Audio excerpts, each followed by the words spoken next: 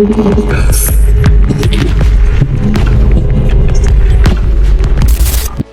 আগের কথা, আরব সাগরের নীল জলরাশি তখনও স্থির ছিল, আকাশে ভাসছিল মেঘ, তার ছায়া পড়ছিল সমুদ্রের বুকে।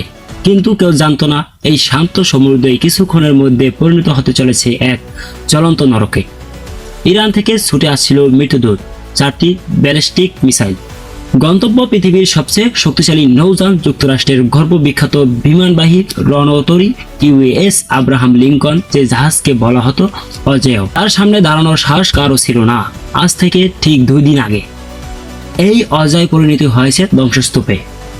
খবরটা প্রথম আসে সামাজিক যোগাযোগ মাধ্যমে, তারপর একে একে বিশ্বের বড় বড় সংবাদ সংস্থা এবং খবর নিশ্চিত করতে তুরস্কের আনাদোলু এজেন্সি থেকে শুরু করে ইসরায়েলের দ্য টাইমস অফ ইসরায়েল, জাপানের ইউরেশিয়াম টাইমস, এমনকি যুক্তরাষ্ট্রের নিজস্ব চ্যানেল CNN পর্যন্ত স্বীকার করে নিয়েছে এই হামলার কথা। কিন্তু প্রশ্ন হলো, আসলে কি ঘটেছিল সেই রাতে? কিভাবে একটি দেশ যাকে পশ্চিমা বিশ্ব সব সময় দুর্বল বলে উড়িয়ে দিয়েছে, সেই দেশ কিভাবে পৃথিবীর সবচেয়ে শক্তিশালী সামরিক শক্তিকে এভাবে ঘায়েল করে দিল? গল্পের শুরুটা আরো কয়েকদিন আগে। ইরানের সর্বোচ্চ নেতা আয়াতুল্লাহ আল খামেনির উপর হামলা হয়েছিল। সে হামলায় তিনি নিহত হয়েছেন। এই ঘটনা ইরানের জন্য ছিল সবচেয়ে বড় আঘাত। তাদের ধর্মীয় নেতা, তাদের অভিভাবক, যার কথায় পুরো জাতি একসাথে দাঁড়াতো, তাকে হারানোর বেদনা এবং ক্রোধ মিশে গিয়েছিল একসাথে। ইরান জানতো এই হামলার পেছনে কারা। তারা সিদ্ধান্ত নিয়েছিল প্রতিশোধ, কিন্তু সেই প্রতিশোধ হবে এমন যা বিশ্ব মনে রাখবে চিরকাল। 2 দিন আগে যখন সূর্য পশ্চিম আকাশে ঢলে পড়ছিল, তখন ইরানের একটি গোপন ঘাঁটি থেকে উড়ে যায় 4টি খাইবার ফার্স্ট মিসাইল। এগুলো কোনো সাধারণ মিসাইল নয়, এগুলো ইরানের সবচেয়ে আত্মদায়নিক ব্যালিস্টিক মিসাইল প্রযুক্তি। প্রায় 800 থেকে 1000 কিলোমিটার দূর থেকে ছুটে আসা এই মিসাইলগুলোর গতি ছিল অবিশ্বাস্য, শব্দের চেয়ে 12 থেকে 14 গুণ বেশি। এই গতিতে এগুলো আঘাত এনেছে ইউএস আব্রাহাম লিঙ্কনের ওপর।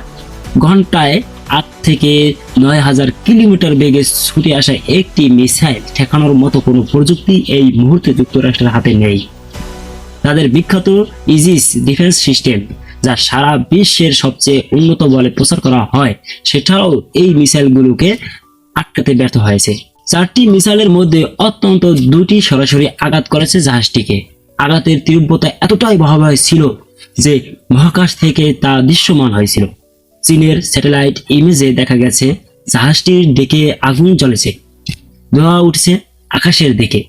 এই ছবিগুলো এখন সারা বিশ্বে ছড়িয়ে পড়েছে। মানুষ দেখছে, মানুষ বুঝেছে যে দেশকে তারা অপরাজয়ে মনে করত, সেই দেশও আসলে পরাজিত হতে পারে। কিন্তু এই হামলার পেছনে শুধু ইরানের হাত ছিল না। একটি বড় প্রশ্ন এখন সবার মনে, চীন কতটা জড়িত? ইরান যে খাইবার ফার্স্ট মিসাইল ব্যবহার করেছে তা আসলে চীনের DF-21 মিসাইলের একটি নতুন সংস্করণ। শুধু তাই নয়, চীনের স্যাটেলাইট থেকে পাওয়া নিখুঁত GPS ডাটা ইরানকে সাহায্য করেছে। এত দূর থেকে সঠিকভাবে নিশানা করতে একটি চলন্ত জাহাজকে এত নিখুঁতভাবে আঘাত করা কোনো সাধারণ প্রযুক্তি দিয়ে সম্ভব নয়। এর জন্য দরকার রিয়েল টাইম স্যাটেলাইট ট্র্যাকিং এবং অত্যাধুনিক গাইডেন্স সিস্টেম, এবং সবকিছুই চীন সরবরাহ করেছে বলে বিশেষজ্ঞরা মনে করেছেন।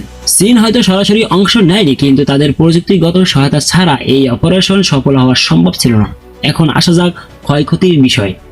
প্রাথমিক রিপোর্ট অনুযায়ী 15 থেকে 20টি যুদ্ধ বিমান ধ্বংস হয়েছে, 8 থেকে 10 জন নাবিক নিহত হয়েছেন। কিন্তু প্রকৃত সংখ্যা হয়তো আরো অনেক বেশি, কারণ একটি বিমানবাহী রণতরীতে সাধারণত প্রায় 5000 মানুষ থাকে। এই বিশাল সংখ্যক মানুষের মধ্যে কতজন আহত বা কতজন নিখোঁজ হয়েছে তা এখনো জানা যায়নি। জাহাজের ভেতরে আটকে পড়া মানুষগুলোর আর্তনাদ সমুদ্রের গভীরে হারিয়ে যাচ্ছে। এই ঘটনার পর যুক্তরাষ্ট্র বলেছে তাদের জাহাজ সম্পূর্ণ অক্ষত আছে। কিন্তু এই দাবি কতটা বিশ্বাসযোগ্য? যদি তারা সত্যি মিসাইল আটকাতে পারত, তাহলে তারা প্রমাণ দেখাতো, কিন্তু তারা সে প্রমাণ দিচ্ছে না, কারণ তারা জানে বিশ্ব তাদের কথা সহজে বিশ্বাস করবে না। স্যাটেলাইট ছবিতে আগুন ও ধোঁয়ায় চিহ্ন ইতিমধ্যে দেখা গেছে। এখন আর মিথ্যা বলে লাভ নেই। এই ধরনের হাইপারসনিক ব্যালিস্টিক মিসাইল ঠেকানো প্রায় অসম্ভব। এইটাই বাস্তবতা। এই ঘটনা এবারেই প্রথম নয়। 2025 সালে হুতিরা একই ধরনের হামলা করেছিল, সেবায়ও যুক্তরাষ্ট্র ব্যর্থ হয়েছিল। এখন যুক্তরাষ্ট্রের প্রেসিডেন্ট শান্তির আবেদন করেছেন, কিন্তু ইরান সেই প্রস্তাব প্রত্যাখ্যান করেছেন। তাদের বার্তা স্পষ্ট, আত্মরক্ষার জন্য তাদের কোনো সীমা নেই। এই ঘটনার লাভ হয়েছে ইরানের। তারা প্রমাণ করেছে আমেরিকা অজয় নয়। তাদের সবচেয়ে বড় ক্ষতি হয়েছে যুক্তরাষ্ট্রের। তাদের সামরিক শক্তি এখন চ্যালেঞ্জের মুখে। এখন থেকে যে কোনো দেশ বুঝবে আমেরিকার বিরুদ্ধে দাঁড়ানো অসম্ভব নয়। বিশ্ব এখন এক বিপজ্জনক মোড়ে। অনেকে বলেছে এটাই তৃতীয় বিশ্বযুদ্ধের সূচনা। কোনো দেশেই নিরাপদ নয়। মানুষের মনে একটাই প্রশ্ন, আগামীকাল কি হবে? সমুদ্রে এখনো দোয়া উঠছে, ইউএস আব্রাহাম লিঙ্কন এখনো বাঁচছে, কিন্তু আর আগের মতো নয়।